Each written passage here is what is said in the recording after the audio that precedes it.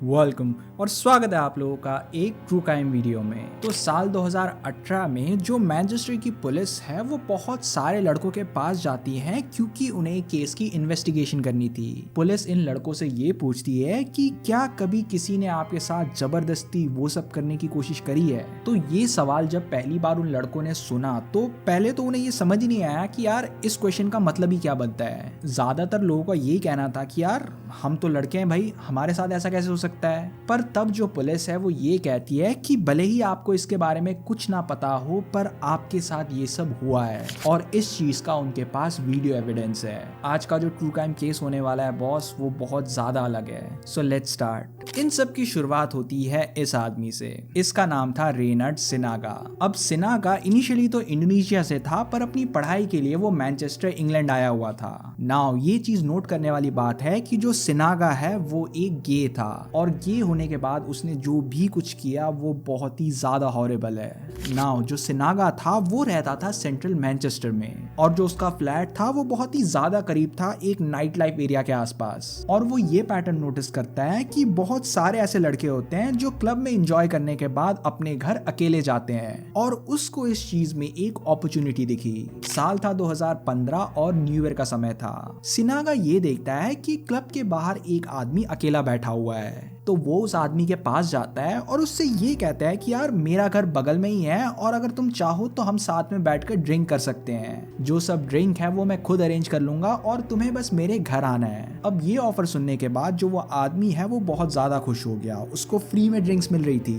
तो वो सिनागा के साथ उसके घर चले जाता है और वहां पर बैठकर दोनों ड्रिंक करने लगते हैं। पर जो ये ड्रिंक है वो कोई आम ड्रिंक नहीं थी। सिनागा ने उस आदमी के ड्रिंक में ऐसी कोई दवाई मिलाई थी जिसको पीने के बाद जो आदमी है वो गहरी नींद में चला जाता है। जिसके बाद जो सिनागा है वो अपना फोन यूज करता है और उसे ऐसी जगह में रखता है जहां से वो क्लीन रिकॉर्डिंग कर सके।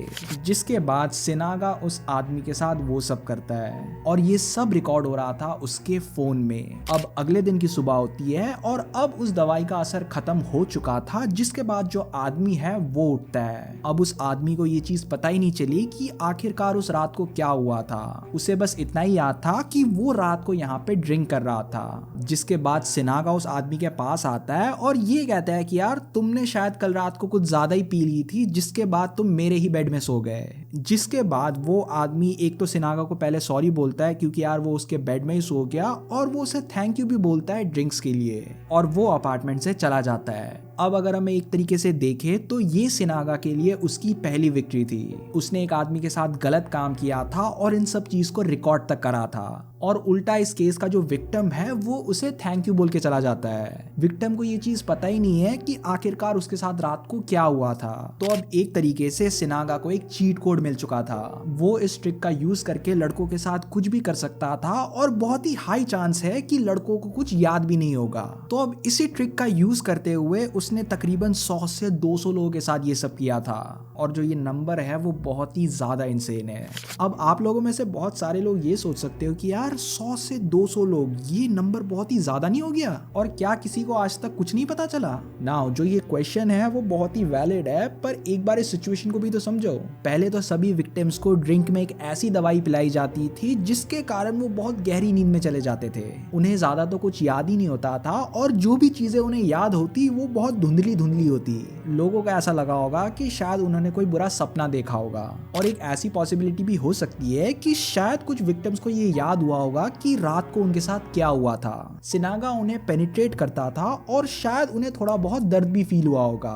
पर इस चीज को भी सोचना जरूरी है कि अगर सुबह को उन्हें ये सब चीज याद भी हो जाता तो आखिरकार वो कर भी क्या सकते थे। वो लोग पुलिस के पास नहीं जा सकते थे क्योंकि उनके पास कोई सॉलिड एविडेंस नहीं था और बहुत ही हाई पॉसिबिलिटी है कि पुलिस एक ड्रंक आदमी के स्टेटमेंट को सीरियसली ना ले। वो लोग अपने दोस्तों को भी नहीं बता सकते थे कि आखिरकार उनके साथ क्या हुआ। लड़के आखिरकार कैसे ही अपने दोस्तों को ये बोल दे कि यार रात को किसी ने उसकी इज्जत लूट ली। ये चीज बहुत ज्यादा एम्बैरेसिंग हो जाती तो शायद कुछ विक्टिम्स ने चुप रहना ही सही समझा।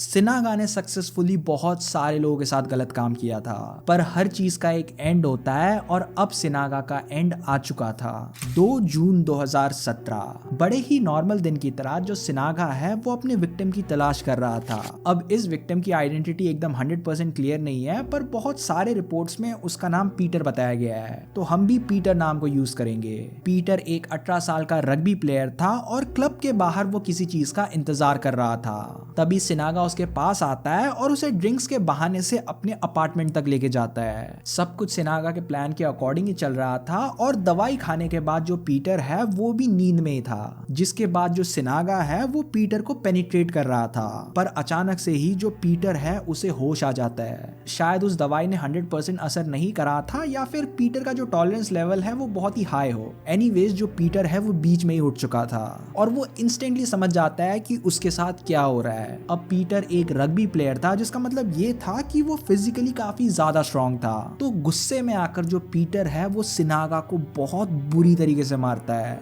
इतनी बुरी तरीके से मारता है कि जो सिनागा है वो बेहोश हो चुका था। तो पीटर अब तुरंत से पुलिस के पास जाता है और उन्हें सब कुछ बता देता है। इनिशियली तो पुलिस ने पीटर की बात को बिल्कुल सीरियसली नहीं लिया, पर फिर भी इस चीज को एक बार डबल चेक करने के लिए वो सिनागा के अपार्टमेंट जाते हैं। अपार्टमेंट में पुलिस ये देखती है कि सिनागा अपने फ्लोर में घायल पड़ा हुआ था। उसके चेहरे से बहुत बुरी तरीके से खून निकल रहा था, जिसके बाद उसे हॉस्पिटल भेज दिया जाता है। और सरप्राइजिंगली अब जो पुलिस है वो पीटर पे शक करती है। उन्हें ऐसा लग रहा था कि पीटर नशे में आकर सिनागा को बहुत बुरी तरीके से मार दिया है, पर एटलीस्ट कंक्लूजन में पहुंचने से पहले जो पुलिस है उसने अपना थोड़ा दिमाग लगाया और सिनागा के अपार्टमेंट को सर्च किया और वहां पर से उन्हें सिनागा का फोन मिला और तकरीबन 3 टीबी वीडियो एविडेंस। मैंने बताया था ना, सिनागा अपने काम को अपने फोन में रिकॉर्ड करता है, तो ये सब एविडेंस अब पुलिस को मिल चुका था। अब सारे ही एविडेंस सिनागा के खिलाफ थे, जिसके बाद उसे अरेस्ट कर लिया जाता है। सिनागा के ट्रायल की शुरुआत होती है और इस केस में एविडेंस की कोई कमी नहीं थी। उस पर चार्ज लगे थे 136 काउंट ऑफ रेप के, 14 काउंट ऑफ असॉल्ट के और 8 काउंट ऑफ अटेम्प्टेड के, और अल्टीमेटली उसे दोषी पाया जाता है, जिसके बाद उसे लाइफ इम्प्रिजनमेंट हो जाती है।